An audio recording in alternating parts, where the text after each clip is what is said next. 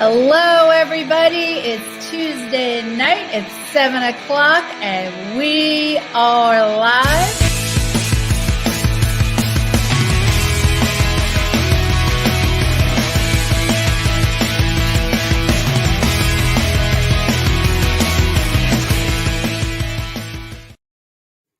Hello, everybody. It's Tuesday night. It's 7 o'clock, and we are live. Welcome to V-Talks. I'm your host, Veronica Brockwell. Well, it is the last Tuesday of the month, and that means our favorite doctor is on V-Talks. Dr. Michael Wild is a chiropractic physician, a functional medicine practitioner, and a certified cellular and detoxification specialist. Please welcome to the V-Talks, Dr. Michael Wild. Hello again. Hello again. It's that time of month. It is that time of month. It sure is. How are you? I'm doing really well, thank you. How is Ralphie? Is he with you? Ralphie is always with me. Ralphie is glued to my seat, onto my arm as soon as I get into this chair. And actually, my other guy, Knight, just stuck his nose over here. So you might have an abundance of dogs with us tonight. It's okay. We love it. And we love your dogs. We are animal lovers here. So we're doing something a little interesting tonight. I took a test recently, and we have the results. Mm-hmm. And specifically, it's a neurotransmitter sex and stress hormone test. Correct. And I'm really nervous. We're going to read my results online, and I have zero idea what they're going to say. But we're going to do that tonight. I don't know when you want to do that. If you want to do it early on in the show or later, it's kind of up to you. Okay. So we're going to talk about increasing your libido and sex hormones and all that fun stuff. Right. Right. And, I'll start with a disclaimer. Okay. We didn't choose this topic because of any particular problems that anyone that may or may not be hosting the show tonight expressed. Right. This was not when I saw that you said we were going to increase your libido, I'm like, I'm sorry, but I didn't take it for that reason. Right. And I just chose that portion of the test as our topic because it's Valentine's month, right? Sure. And actually around Valentine's Day, for most people, well, probably more men than women, your mind drifts in a certain direction. But the reality is that, 1/4 of all women of reproductive age and 1/2 of all women who have already gone through menopause suffer from a decreased libido. Right. And that's a lot, right? Yeah. Yeah. And, no matter who you are, we have to admit that a good sex life is important part of a healthy life, right? Right. Of course. Good for mind and body. And there's been lots of studies that actually show that the more orgasms you have, the less likely you are to die of anything, right? So there's a lot of things that go into good hormones, happy hormones, feeling good and stimulating, circulation and everything that goes along with sex, right? Right. So it's important to enjoy it, It's important to enjoy it. And I guess we're just going to dive right in, aren't we? We are. So okay. What we had done for you that we're going to talk about was a particular test that just happened to cover sex hormones as well. We were more interested in some of the other aspects of this test, and actually your results show problems in other aspects of this test, not so much your sex hormones, but we're going to talk about this test. We're going to talk about why it's important and how it can show imbalances and other things that can affect sexual function. And we're going to cover different topics besides that tonight, but we're really going to focus on that because it is a big issue for a lot of people. And what we really want to do is make sure that people are enjoying the most of life because, as we know, life can be short. We've all probably lost some people we know in the last couple of years. And, we've all lost people who have, in our opinion, died way too young. And so the reality is you want to get the most out of every day you've got, and that includes a good sex life. So we're going to talk about the test that we did, which was the Senesco Labs NeuroLab test for evaluating neurotransmitters, sex, and stress hormones. And neurotransmitters are hormones in your brain, right? And again, just to remind everybody what hormones are chemical messengers. Your body makes over 600 of them. And that's how your brain communicates with your cells ultimately. So your brain is always assessing and surveying the land below and looking for imbalances. Whether I need more of this or less of that. And did your phone get overly excited about our topic? Sorry. That's okay, right? So your brain's always looking for what's happening below, and then it gets a signal and says, okay, maybe I need more of this hormone or less of that hormone, or I want more of this function or less of that function.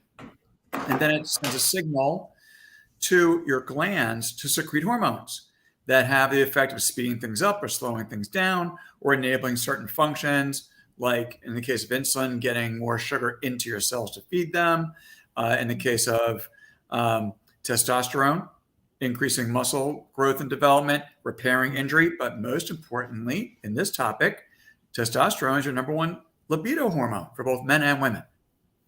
Mm-hmm. So that whole communication cascade starts in the brain. But even before that, your brain's getting information about these hormones from areas you never thought about, including and predominantly your gut.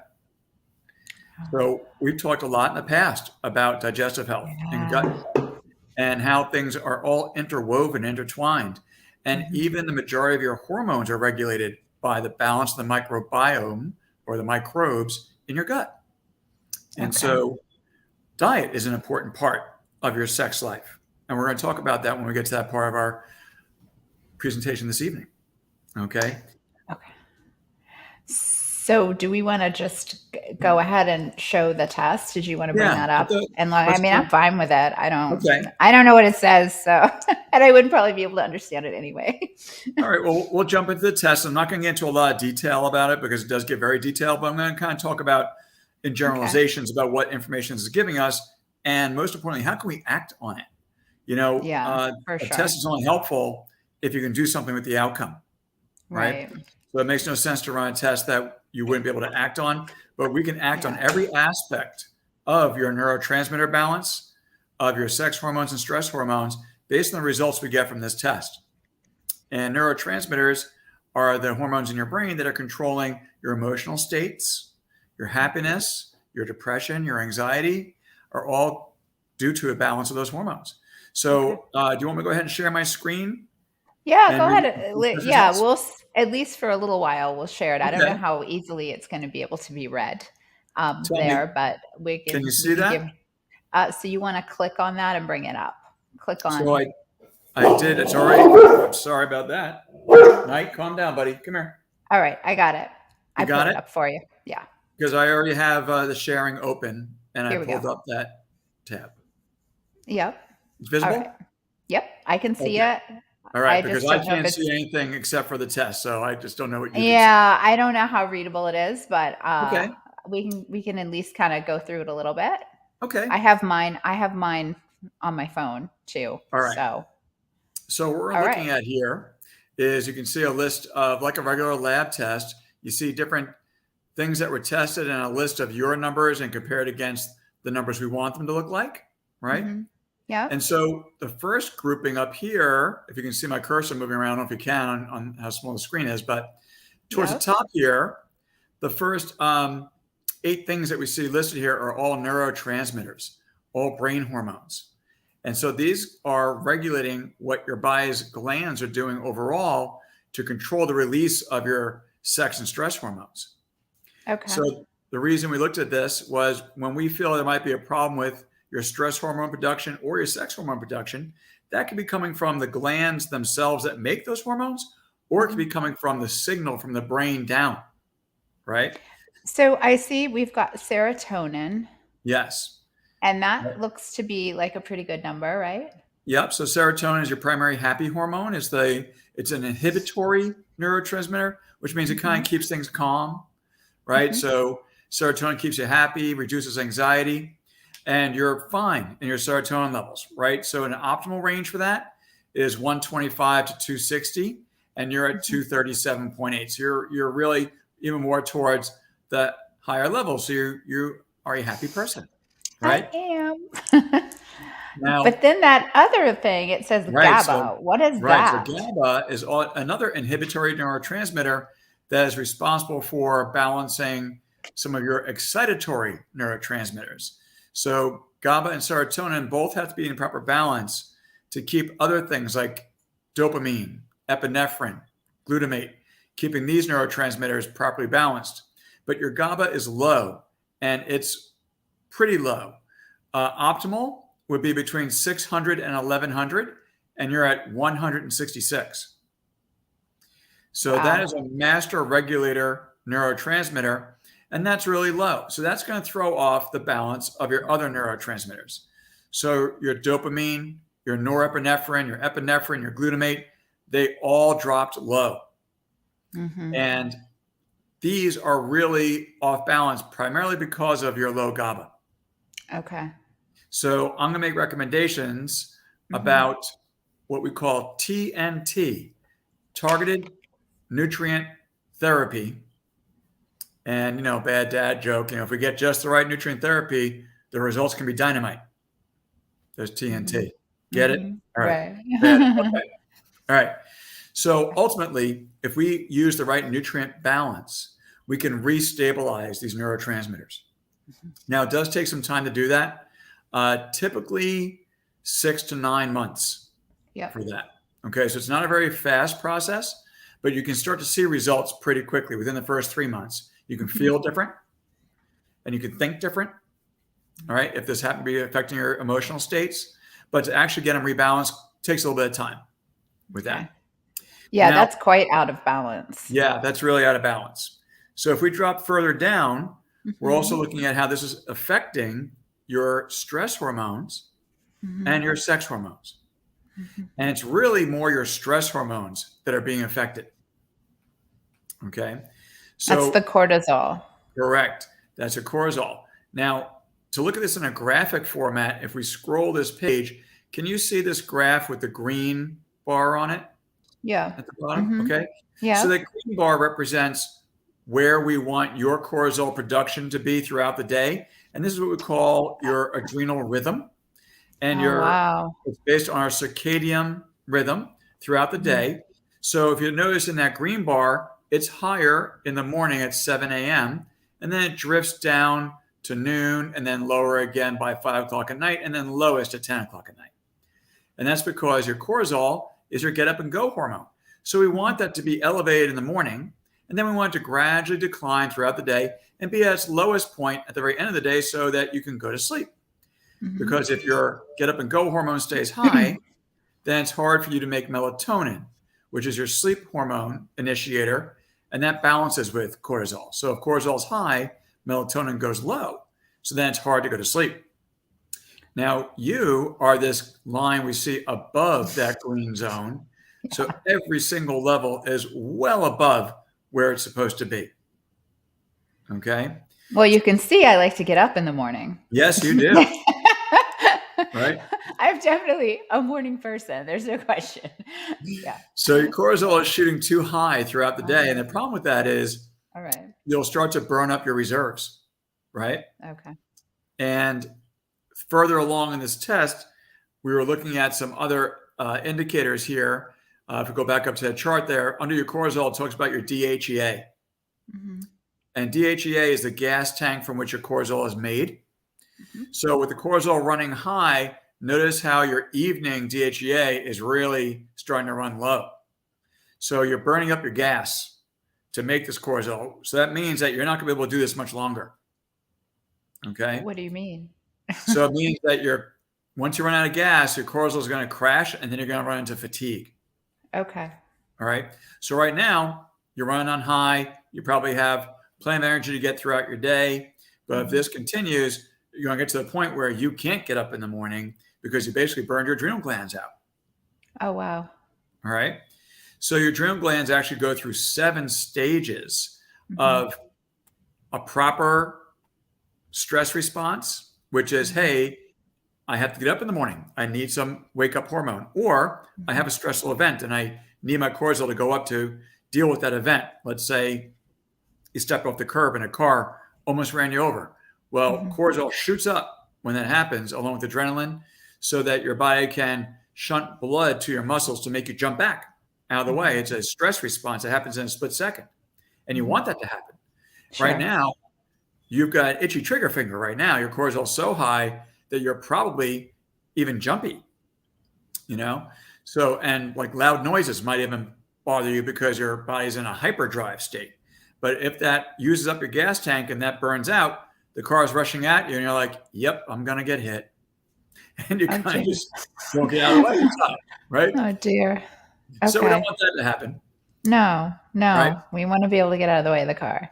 Exactly. And your neurotransmitters are having an impact on this with that GABA being low and throwing the other transmitters off. It's affecting the way your brain's actually telling your adrenal glands to control your cortisol.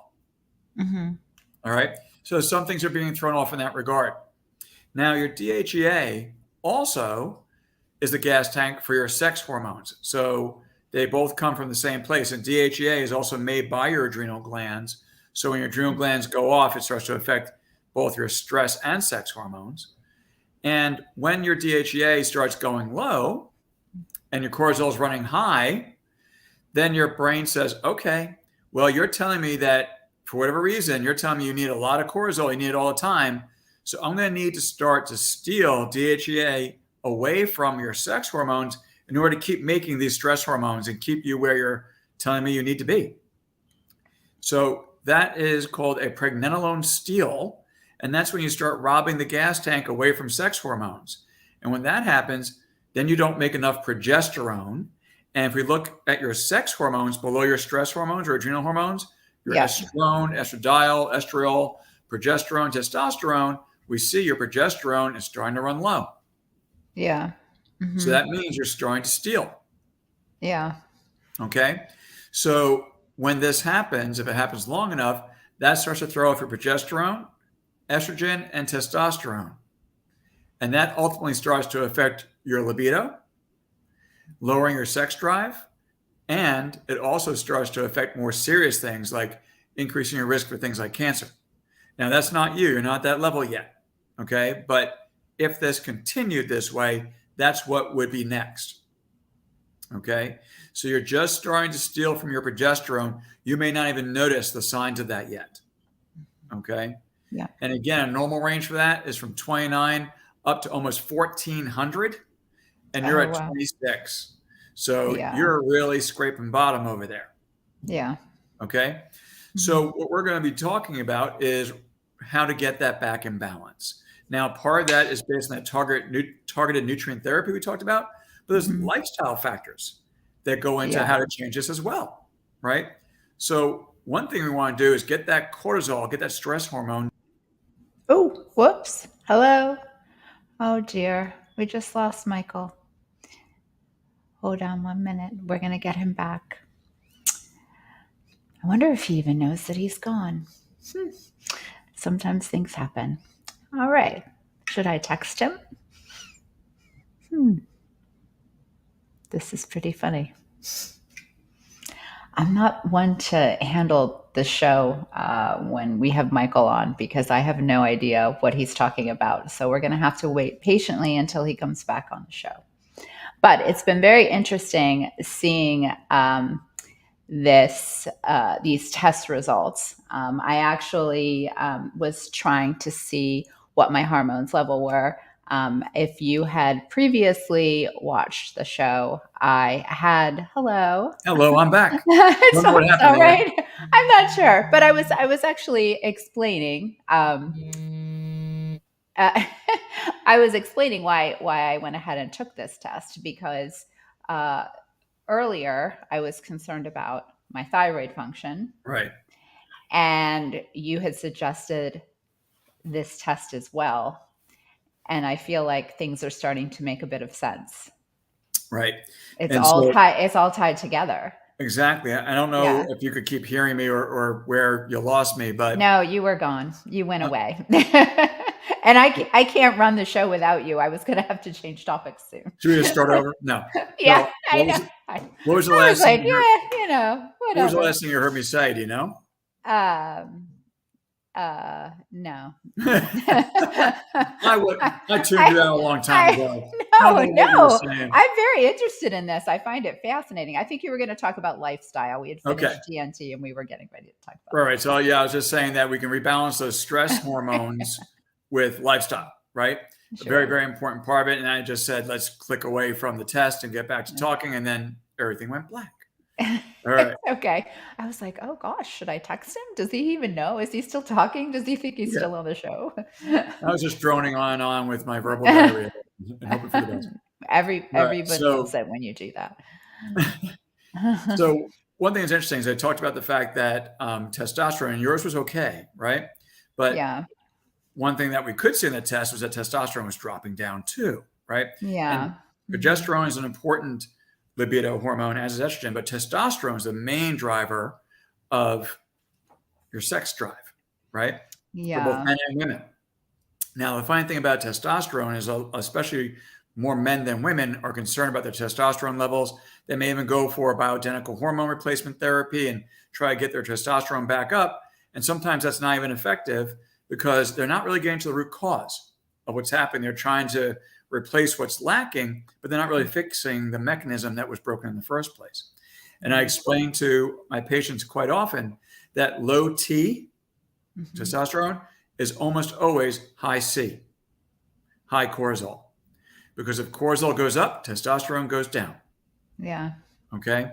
So just like we saw progesterone goes down if cortisol goes up, well, that same steel robs the hormones that are responsible for making testosterone too. And so you can start to vary both of those areas because your cortisol is high. So if we're going to look at this, the real thing we need to work on is that cortisol, right?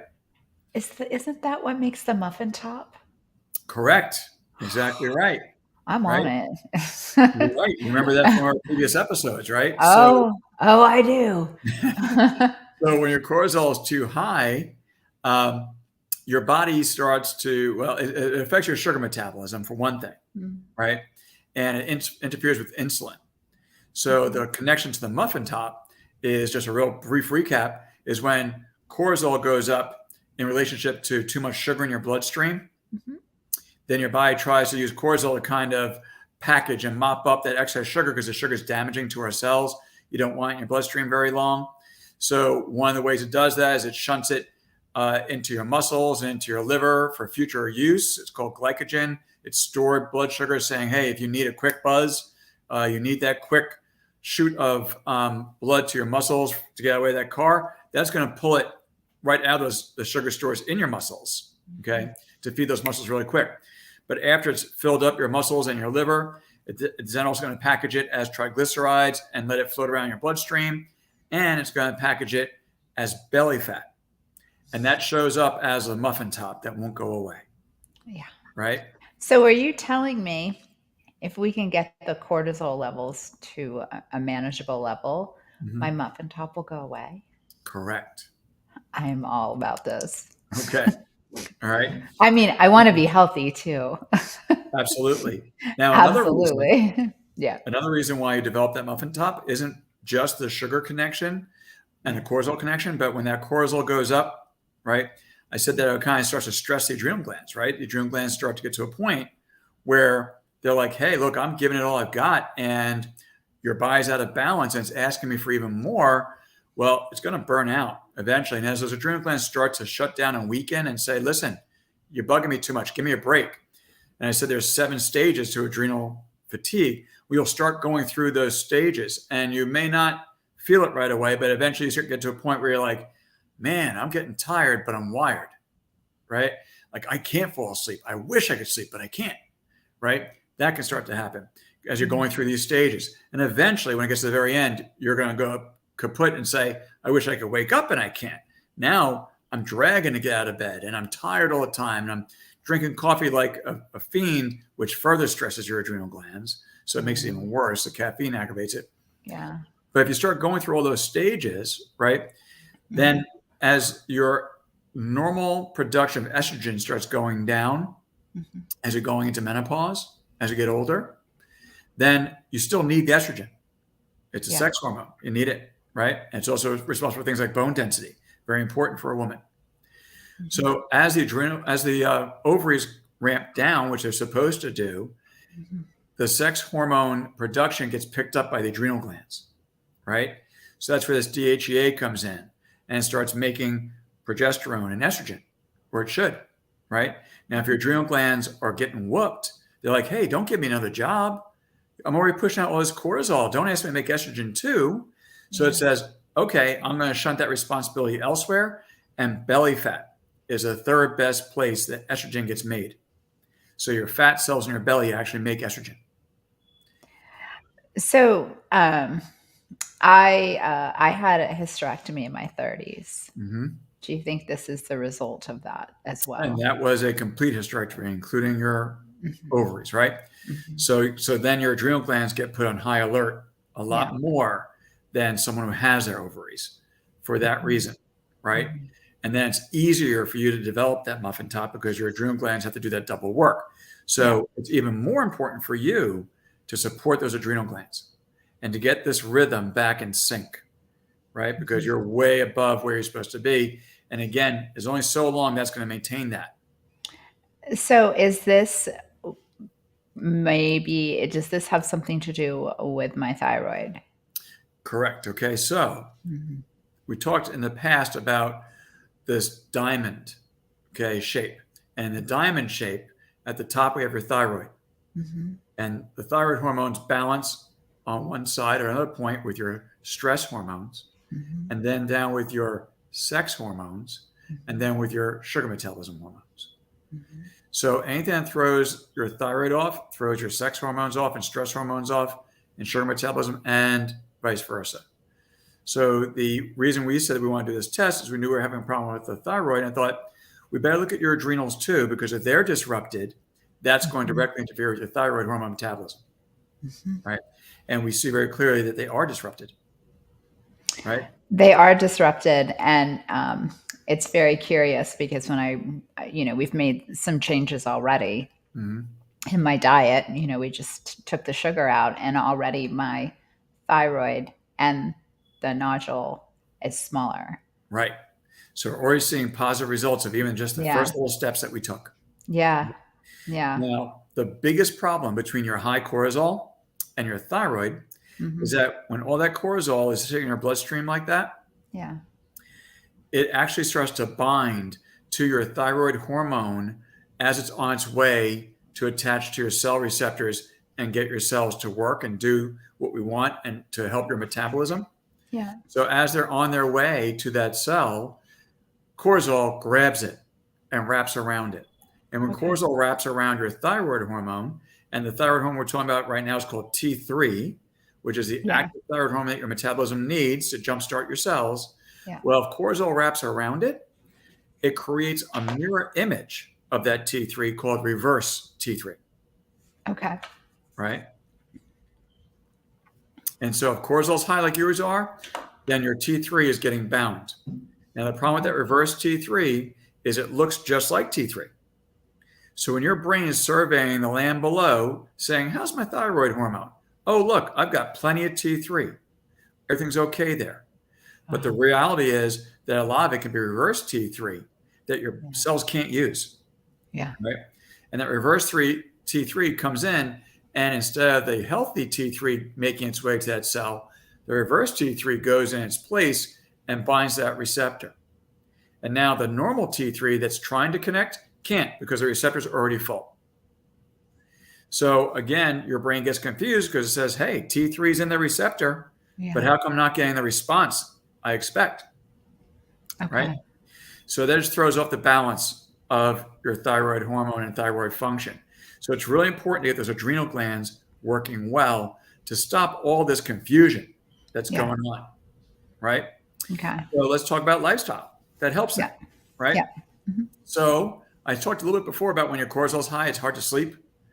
And sleep is really important for helping your adrenal glands and helping your whole body heal and repair, right? So we want to make sure that you're trying to follow healthy habits that encourage a good 7 or 8 hours of sleep every night. Okay. Now, there's lots of different reports that say 6 hours is enough. No, you need 8 hours. but it seems like the majority of the science shows that 7 hours is probably best. Now, some science is even showing lately that it doesn't have to be 7 straight hours. You can break it up. And if you wake up in the middle of the night and you're up, but you get back to sleep, that can still be almost just as good. All right. Now, you may feel a little more tired in the morning because you didn't get that straight 7. But if you get the equivalent in the end, the physiology still can balance out okay. All right. So don't freak if right away you're not getting 7 straight hours of great sleep. Right. I mean, currently I can sleep. You know, Okay. I'm grateful, but I know there are many people out there that are really struggling to sleep at night. Right. There are, and there can be many reasons for that, right? But a lot of times it's simply the fact that we stay up too late and we stay up watching a screen, right? That's emitting a light wave of blue energy and blue light, which stimulates your cortisol production, right? So if you're watching TV before you go to bed, or you're on the computer, or even on your phone, you're stimulating that blue light production is stimulating your cortisol production, which elevates everything and makes it even harder for you to fall asleep. Right. That's why the experts will tell you at least an hour before you go to bed, turn off all electronic devices. Yeah. Now, believe it or not, your light of any kind in your bedroom can stimulate a little bit of that cortisol production, because you have receptors in your eyes, and even with your eyes closed, they're so sensitive it can even pick up the light through your eyelids, right? And it's all part of your circadian rhythm. When the sun comes up and the light comes through the window, it's time to wake up, right? So you're programmed that light should wake you up. So you really want to be sleeping in as dark a room as possible, pitch black if you can, right? And so even if there's little things like on your TV, there's a little blinking light, or on your alarm clock, put a piece of black tape over that. Okay. Now, other things that can help people sleep, obviously not eating too late, right? Especially anything that breaks down to sugar, which stimulates that cortisol release, right? So generally it's best to not eat anything at least a few hours before you go to bed. Now, in my particular lifestyle, with my rhythm, I tend to eat dinner fairly late, but I try not to have it past 8 o'clock if I can help it, because I'm going to try to get in bed by 10:30. Even though there's a show that I might want to watch or whatever, I have found using sleep tracking technology that if I go to sleep at 10:30, and I usually have no trouble falling asleep, so I'm usually asleep within 5 minutes. So if I go to bed at 10:30, that is my sweet spot. And I will get the best quality, best, deepest sleep if I go to bed at that time. And then I'll wake up fairly early, right? 5:30, sometimes even 4:30. I've got 6 or 7 solid hours. And if I check my sleep tracker, I generally get over an hour and a half of deep sleep. And that's actually quite a bit. The average person gets less than an hour of deep sleep. So it's different sleep stages, right? So you can use a Fitbit, has fantastic technology in it nowadays.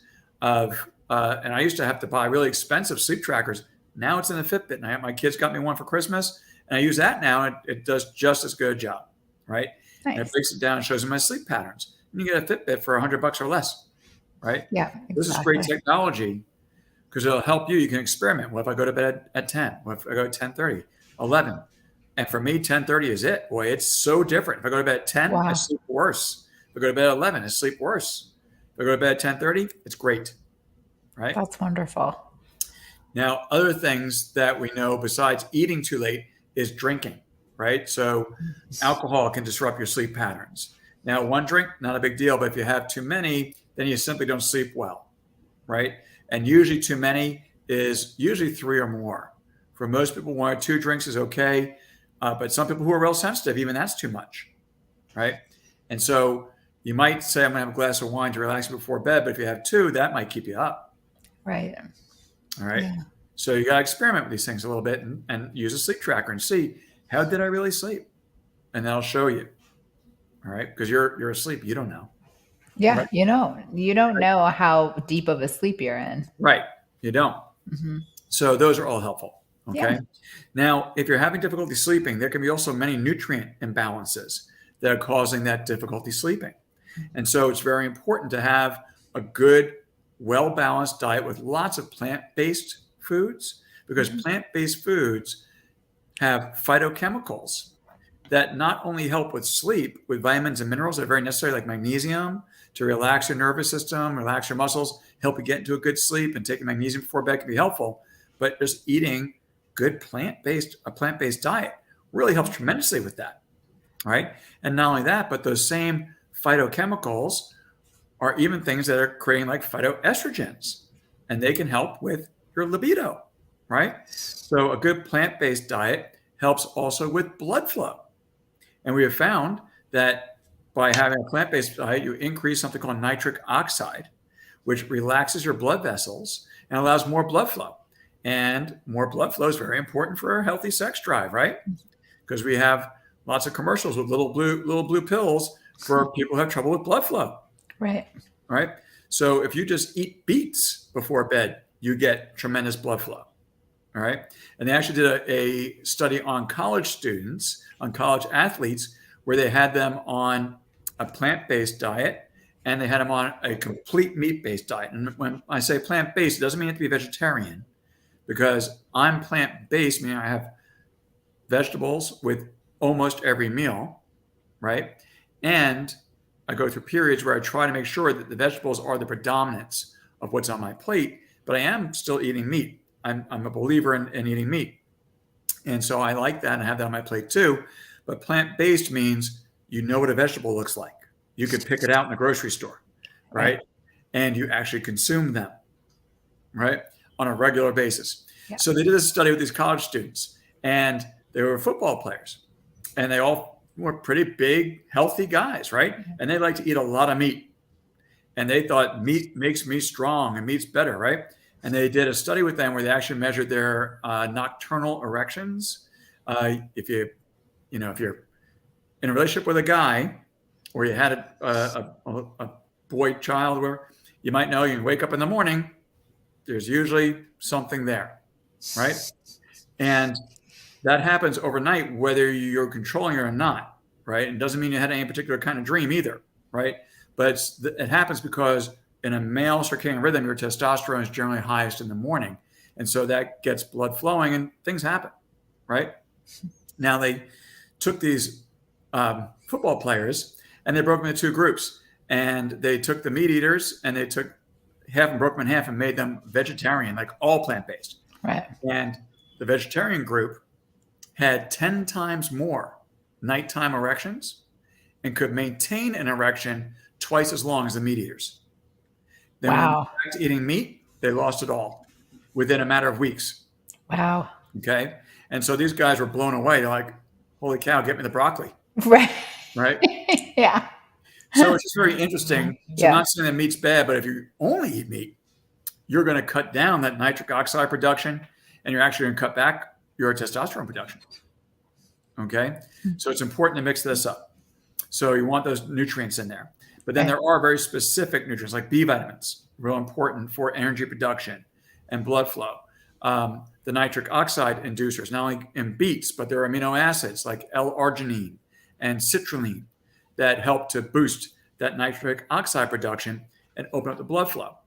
If you're having difficulty sleeping because you have muscle cramps or a restless leg, that's where magnesium really comes in, helpful, right? And vitamin B6, which is a calming vitamin, okay? And it's ideal to get these from plant-based sources. For amino acids, I like coconut aminos more than soybean-based aminos, because soybean has some negative drawbacks to it by creating too much estrogen, and that can actually be cancer-causing. And there's a fine line, and it doesn't seem to be a lot of research in regard to where that line's really drawn. So I'd rather not guess at that. Yeah. So I like to get my aminos from coconuts, right? And I go to Trader Joe's and they have a coconut aminos, which is in a liquid and it tastes like soy sauce. And just, you can either do it by a teaspoon or sprinkle on your food from time to time. But that's a good source of amino acids, all right? But if you are eating a well-balanced diet, whether it be plant-based proteins like pea protein or garbanzo beans, chickpeas, or even from your meat, you're going to get all those amino acids in there, right? And eggs are a great source of the proteins and the amino acids that are necessary, particularly for testosterone production. And actually, if you eat eggs, if that's your last meal before you go to bed, that will increase your testosterone overall. Okay. for both men and women. Now, if you went to bed, you ate eggs, you waited a couple hours, and you went to bed. Now you wake up in the morning, and this is going to be everybody's favorite part, I'm sure, but you start your morning with a cold shower. Okay? The cold generates significantly more testosterone production. And you want the cold shower for a minimum of 2 minutes under the coldest water you can stand. Okay? Now, not only does that increase testosterone production, but that also really helps your stem cell production and something called autophagy, which is where your immune system cells destroy cancer cells. All right. Okay. So there's a lot of benefits to cold submersion, right? And you don't have to get in an ice bath. You can. And that's actually easier than the cold shower because after that first 45 seconds of the ice bath, you can't feel anything. Right? And you stay in there for 3 minutes, or you stay under the cold shower where you're feeling every bit of it for 2 minutes. But, and here's the real kicker. Now, do that cold shower, but then warm up by doing exercise right after the cold shower. Okay. And you do high intensity interval training, right? HIIT training, which means, let's say you're riding a bike, cardio, and you can do an exercise bike, doesn't matter. You're going to go all out as hard as you can for as long as you can. And if you're doing that, that only might be like 15 seconds because you're giving it all you got, right? And then stop, completely stop, and just sit there until your heart rate goes all the way back down, back to your baseline and calms down. Then do it again, right? So if you go all out, then fully recover till your heart rate goes all the way back down, then all out and back down, and do it for as long, you can do it for 15 minutes. That's all you got to do. Now, it may take you go all out 15 seconds, might take you 2, 3, 4, 5 minutes to recover. So you might only do 3 bursts of intensity in 15 minutes. But when you do that, that dramatically raises your testosterone and growth hormone for muscle development. But if you do what I just told you, have your eggs before you go to bed, Right. wake up in the morning, don't eat anything, take a cold shower, then go do your interval training, and then eat after that, you can raise your natural testosterone production by as much as 300 to 2,000%. Wow. Just by doing those things. All right. That's And been done amazing. in many studies. Now you have to kind of put those studies together to cross-reference that information to figure out how that all works. That's all part of the biohacking that I do in my office in my cellular health spa called the Biohack Zone. Right. So I teach people about this stuff. And if you do that high intensity interval training, so you do it with resistance bands, right? So you're working out and you're doing as much resistance as you can, as many reps as you can do, and then you stop. You wait to recover, and then you do it again, and then you stop. Well, if you do that while on a high-speed vibration platform that's actually shaking your body at the same time with oscillation, that produces 5 times more growth hormone. Okay? Really? So now you have testosterone and growth hormone. That's going to make your muscles much stronger, much faster, 5 times faster than if you did that same resistance exercise on solid ground. Okay? So by doing these things, what would take 50 minutes in the gym, you can do in 10 minutes. And that vibrational platform that's different than using like a Bosu ball, balancing on a Bosu ball. Correct. Right. That has different benefits, mainly for balance, and right? core. If you're getting the brain to coordinate and getting the core to strengthen. Okay. But this movement is really moving, right? Yeah. And when it's doing that, your body has to deal with these micro fasciculations for balance and just to keep your body stabilized while you're going through these other exercises. So maybe you're doing squats, or you're doing resistance band exercises, or you're lifting weights while you're on this vibration platform. And that makes the growth hormone really kick out. So combine those things, you get multiple benefits. Okay. With that, right? But just doing something as simple as the cold shower routine, then workout, and then don't eat right away. That's called intermittent fasting. Yes. Right? And so if you skip breakfast and you do all that stuff in the morning, the first time you eat is around noon to 2, that's where you get that 2,000% testosterone boost. Okay. Right? Now you can have water in the morning. You can have herbal tea. You can have black coffee. Just don't put any sugar or cream in it because now you're no longer fasting. Right. All right. Now you can sweeten it a little bit with natural sweeteners like stevia Right. Well, there's another natural plant-based sweetener that not a lot of people know about called allulose. Oh. Allulose. You can break it down to all you lose is the sugar, right? Now, allulose is enzymatically derived from figs or raisins or dates or even corn. And you've heard me talk in the past about corn not being so good because it's a grain. This is not consuming the corn. This is using an enzyme to get the sweet component from it, but it's not a sugar that affects your insulin production, which in turn then affects your cortisol, which in turn then affects your testosterone, right? So you can have your black coffee with a sweetener, and if you like it a little sweet, but it won't break your fast if you do that and use one of those for that. Okay. Okay. Excellent. Another sweetener you can use is monk fruit. Right. Right. Monk fruit is not nearly as sweet as the stevia or the allulose. The allulose is the closest to matching actual sugar. Where do you get that? So believe it or not, Splenda makes a version, right? Oh. And I think of Splenda as being like evil, right? Right. It's an artificial sweetener, but the The Splenda, yellow packet. right? Splenda company is realizing, hey, we don't have to make only those chemically induced bad for your brain sweeteners. We can use this allulose too. But if you also just go to Amazon and pull up allulose, you're going to see a bunch of companies that make it organic, different things you can choose from.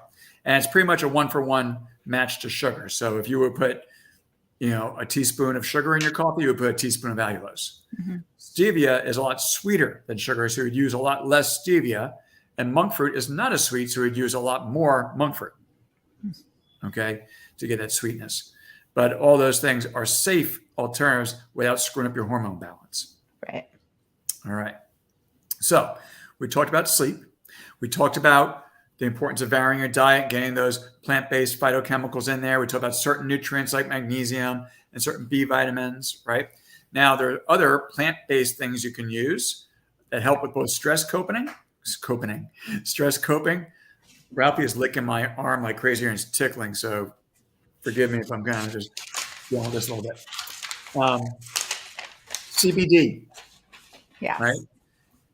CBD is a derivative from the hemp plant, which is part of the cannabis family, right?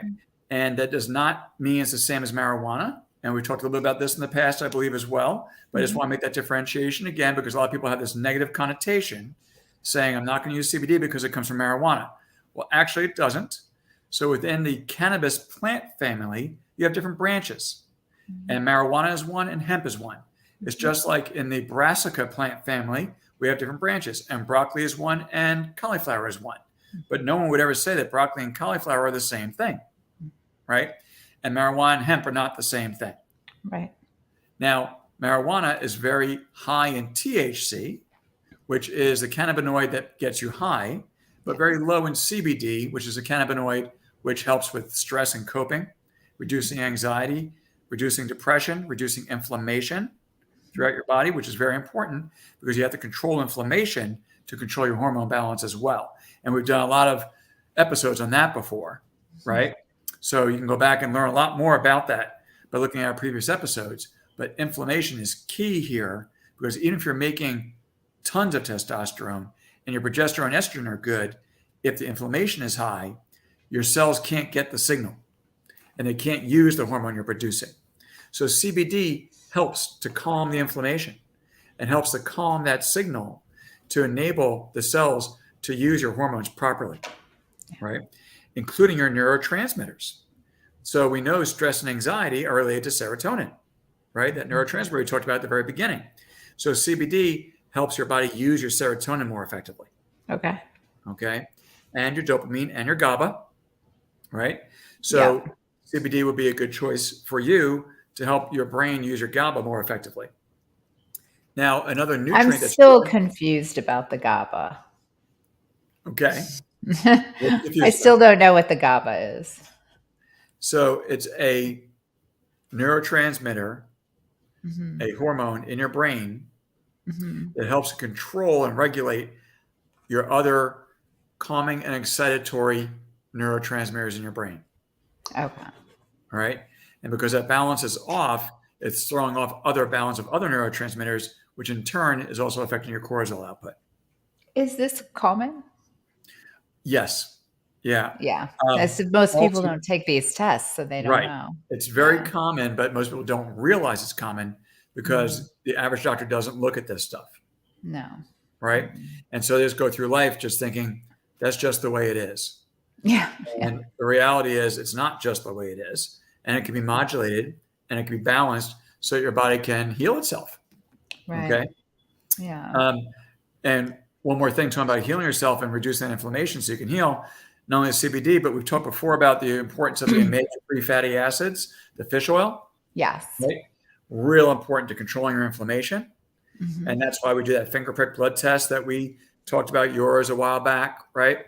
Mhm. And how important that ratio is, uh, not only to things like your immune system we talked about in your particular situation, but Mhm. also to helping your hormones properly function and balance. Yeah. Because again, the cells have to hear the hormones. Mhm. And if the cell membranes are inflamed because they don't have enough omega 3s, which control that inflammation, Mhm. then it's very easy for the brain to get the wrong signal and set off a tizzy of imbalance that messes up those neurotransmitters, your sex hormones, your stress hormones, your Mhm. fat metabolism hormones, everything, your sugar metabolism hormones, everything goes out of balance, Yeah. right? So, real important to get those fundamentals down. That's why we do the testing that we do. That's why we check the finger prick blood test that anyone can do from anywhere because we can mail it to them and tells us right away if your cells are inflamed and if they can even hear the signals properly. If they can't, then we teach you how to fix that. Right. And then once that's fixed, we go on to something like what we just did with you if we want to investigate further. I know I have a lot of work to do. You do, but it's all worth it, It will be right? worth it. I'm Excuse me. so happy to see what's going on, you know? Absolutely, because the thing Yeah. is, you can't fix what you can't see, right? Right. So I always say, stop guessing and start testing, and Yeah. do the most targeted, appropriate test for what your suspected problem is, or to Mhm. differentiate between 2 or 3 different things you might suspect, because that's really Sure. the purpose of testing, right? So the test is only beneficial if it's going to give you actionable information, something you can modulate, right? Right. And in a healthy way. Right. So when I have patients come to me and say, "Oh, I want to get an X-ray for this," I say, "Why? What are you going to do with the information?" Right? Or I want to get an MRI, or I want to get this blood test done. I say, "Okay, let's talk about why, and let's talk about what we suspect, and let's pinpoint what the best test is for that, rather than just doing a bunch of tests and running up a large bill and throwing a bunch of stuff against the wall and seeing what sticks." Yeah. Right? Now, I do know because I've been doing this for a long time, my 30 years of experience, I've gotten pretty good at in just having a brief conversation with someone, 15 minutes, and be able to saying, I've got a pretty good idea about what's happening with you, but we want to confirm that. We want to test, we want to target, we Mhm. want to treat based on targeting. So we have a sniper rifle, not a shotgun. And then we want to repeat, retest. Mhm. Did we get the job done? Because if you don't track your progress, you'll never know if you actually did it.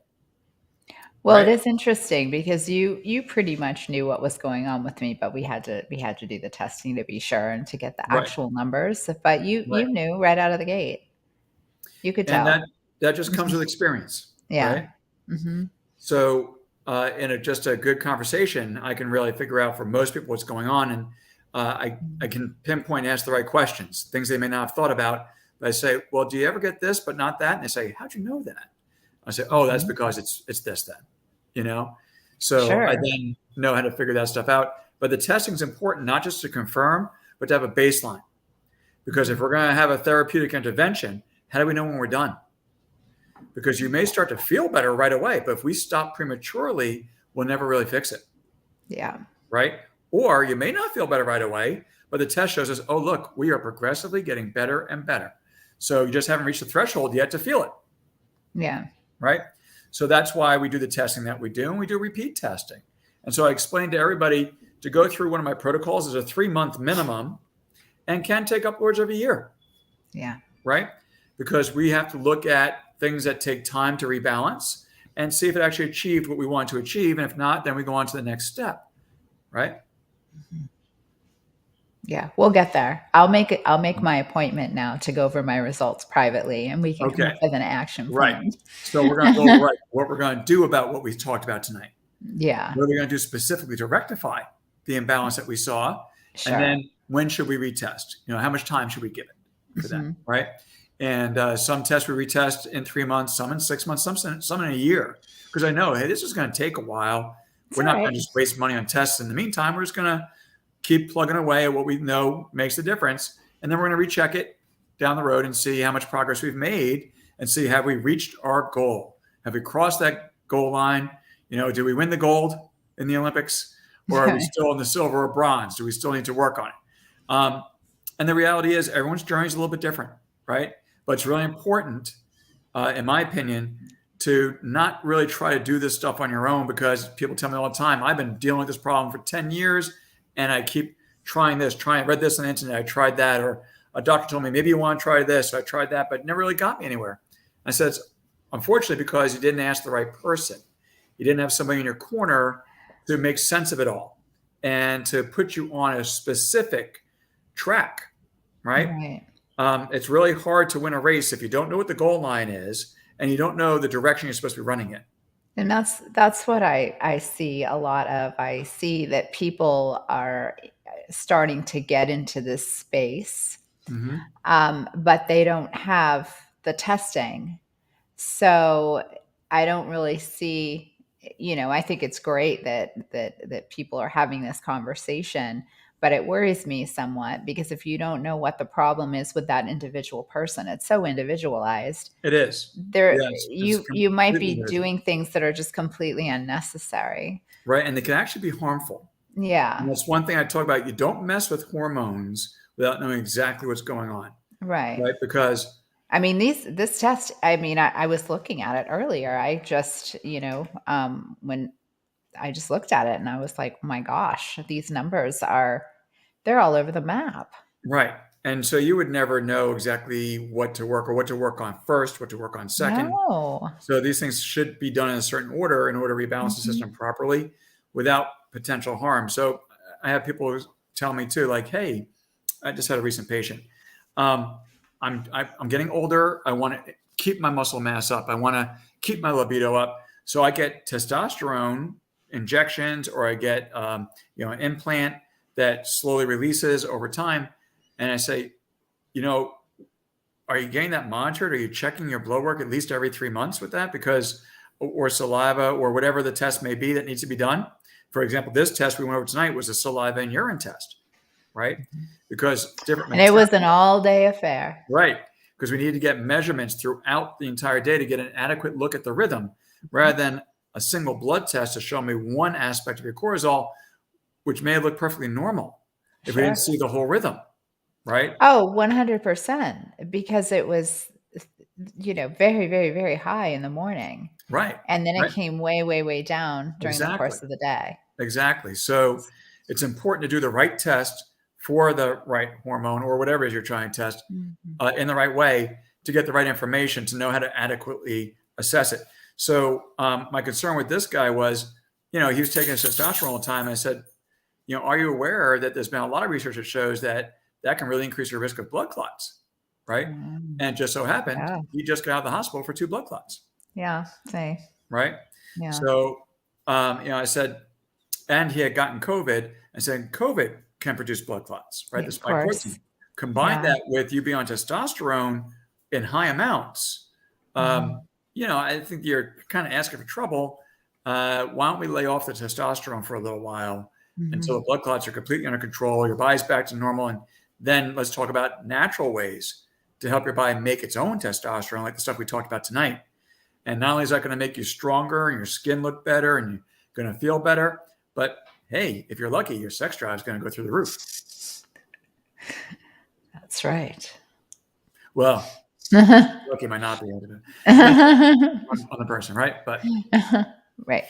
all right, so we've come up on the hour. Yes. So I don't know if you have any further questions for me, or if we felt like that wrapped it up. But one last thing, because I know I didn't talk a lot about some particular herbs, Yeah. but Yeah, there, can we, toss a few out here to, yeah, the yeah, yeah. folks So let's of talk what about we some things. should. But Yeah. again, I I like don't always that. recommend just trying these things willy-nilly, I know. See, right? that's Without some it. kind of guidance. But that being Yeah. said, there are certain herbs that we know have a positive influence on our sex hormone balance. Mhm. And first is aptly named horny goat weed, right? What? Horny goat weed. Stop Because guess it. what happens to the goats that eat that weed, Clearly. right? Yeah. Right. So all the female goats aren't so happy when the male goat eats the Yeah. weed and they don't get any sleep, right? So that's one herb you can use. Uh-huh. Another herb that's I find to be extremely beneficial is called tribulus, Okay. right? And tribulus, there are like in anything, there are different qualities of any of these herbs. So it really, you want to get. I've had people say, "Yeah, I tried tribulus, did nothing." And I said, "Try this one," and they come back and go, "Holy cow!" Right? Do you sell these 2? I Or recommend. I don't sell them through my office, but I can show okay. people where to get them online to Okay. get good quality um, Mhm. sources of these things because how they're grown, where they're grown, how they're harvested, the soil they're grown in makes a tremendous difference as to the quality of that herb. And Right? you have supplements as well, right? I do. I have supplements within my own private line Okay. that go along with my cellular healing cycle. Okay. And that's my 6-step process to helping people heal from chronic disease like heart disease and cancer and diabetes, autoimmune dysfunction, Alzheimer's. So I have supplements I specifically designed for that line. So things like this are not necessarily part of that. So I say, hey, I know a great source for this. And the one I like for tribulus is actually out of Australia. Yeah. So I tell people where to order that online and to get good quality. And I also will pick a blanket statement right here. Do not order supplements off Amazon of any kind Okay. because they are well known for the vast majority of them being counterfeit. They look like the Okay. real deal. They come even in the same bottle, but when they actually test them, you find out they are not that at all. Okay. So I just warn people against that. Go even to the vitamin shop or some places can be buying from manufacturers. Yeah. Don't order supplements off Amazon. There's a lot of great stuff off Amazon. Supplements are not one. Okay. Okay. All right. Ginseng is helpful Ginseng. as well, Mhm. right? Increases blood flow, helps to balance. It's considered what we call a tonic, which means it's good for the body overall, Mhm. right? Maca, MACA, is another one that's been shown to increase female libido. Mhm. There are particular formulas that I'd really have to connect with someone to help them order it, but there are particular formulas designed from a nutrient, an enzyme, and herbal combination to rebalance all of the female hormones from the brain on down. And so I usually use formulas like that combined with, say, tribulus. Same thing for a man. We'll balance things up top from the brain down and then use tribulus. And it's funny because when we start doing these things and rebalancing things, typically the spouse will come in and say, thank you, right? Because it helped Yeah. them have a better relationship overall, right? Right. So those things are a little bit more particular, but if someone wants advice about that, they could simply contact me. And as you know, through my website at drwildcanhelp.com, I always offer a free 15-minute phone consult with anyone to pick my brain. And if you have a particular question, what would you do for this? How could you help that? And I'll tell you, where to order the best stuff for that or what to order for that. Or if I think that your problem might necessitate maybe looking further into if what we're talking about doesn't work, Right. So I'm always open to conversation with anybody. I'd much rather be able to direct them rather than do something that harms themselves Sure. with that. So that's another thing I just want to put out there. Yeah, absolutely. Please go to Michael's website and, book your consult. You get to speak with this lovely gentleman, and he will give you his best advice and steer you to the proper testing that he feels could benefit you. And the testing is all over the map in terms of pricing. There are a lot of tests that he has out there that are $99. Right. I even have some that Eh, start at $20. Oh, Right. really? Oh, That okay. go up, if we have to do high-end testing, it can go up Yeah. around, 600. But it really depends. But that fee also includes all of my interpretation, coaching, and consulting to teach you and monitor you as you fix the problem. I Right. include that all in. There's no hidden fees. I don't say, okay, do the test and then we're going to ding you with a fee every time you consult with me. No, it's pay one price. It's all in there. Well, at the end of the day, you go to the doctor, you're paying all these copays and you're paying, your deductibles and everything else. Right. I just think this is a better way to go. Or worse yet, for medications that aren't really getting Yeah. you well, right? Yeah. That No, have this lots is of side effects that produce other potential problems. Along this whole topic we're talking about, a medication that is well known to destroy libido are statins, cholesterol lowering yeah. medications, Yeah. right? And the reason for that is cholesterol is the substrate through which all of your steroid hormones are made. So all your sex hormones, all of your stress hormones are made from cholesterol. Now, if you take a medication that drives your cholesterol down so low, you can't make your sex hormones anymore. Oh, right. Right. Yeah, of course. So again, and I know we've talked about this topic in the past, high cholesterol is not the problem. It's whatever's driving the cholesterol up that's the problem. Sure. Right. So taking a drug to lower the cholesterol without addressing the problem doesn't really fix it. No. And it does produce other problems. Yeah, So you have no. to find out what the source of the irritation to the body is that's driving that cholesterol up. And it's always involving either inflammation or hormone imbalance or a combination of both, right? And so when we do just a little bit of investigation, we can pinpoint that right away. When we fix those issues, the cholesterol comes down by itself. And for those of you who are concerned that you can't actually go into Michael's office if you're not willing to go to Richmond, Virginia, I have actually never been in Michael's office, and he's been treating me this way for a year, right? Exactly. And this, in the past, this would seem really weird. What do you mean I'm going to talk to my doctor over the computer? But in the last couple of years, right, this has become really commonplace. So all the telemedicine visits that have begun and things like functional medicine, like we're doing, are very easily done through telemedicine because I can mail you test kits. I get the lab results. We consult about what it means. I coach you through what you need to do to change it.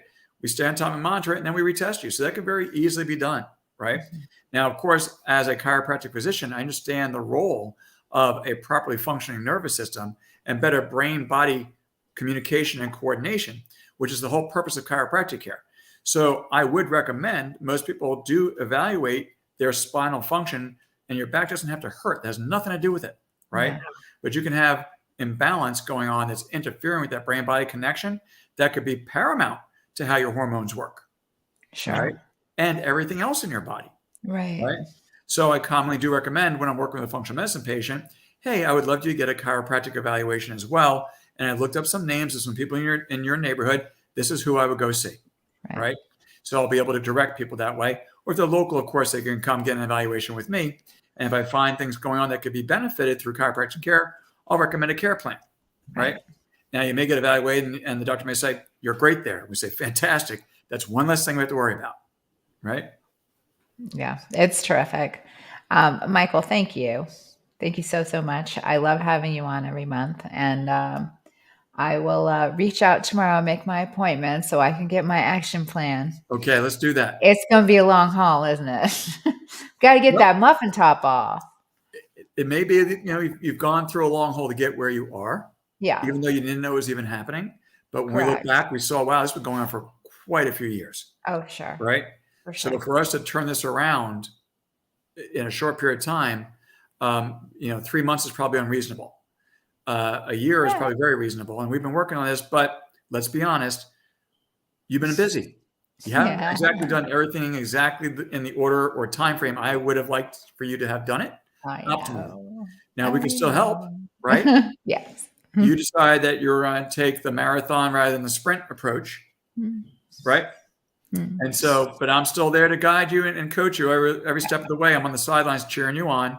And putting a cup of water for you. Okay? Yes. Yes. And I'm also going to be there. We've made progress, though. We've made progress. My thyroid shrinking. He was like, "What did you do?" He's like, "What did you do?"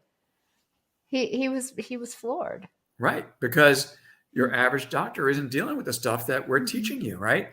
And I I know. hear that all the time. And it makes me very happy and sad at the same time. I know. It makes I me know it. happy when people get help for the first time for things they were told they couldn't be helped with, or there's nothing you can do about that, or this is the only way you can go.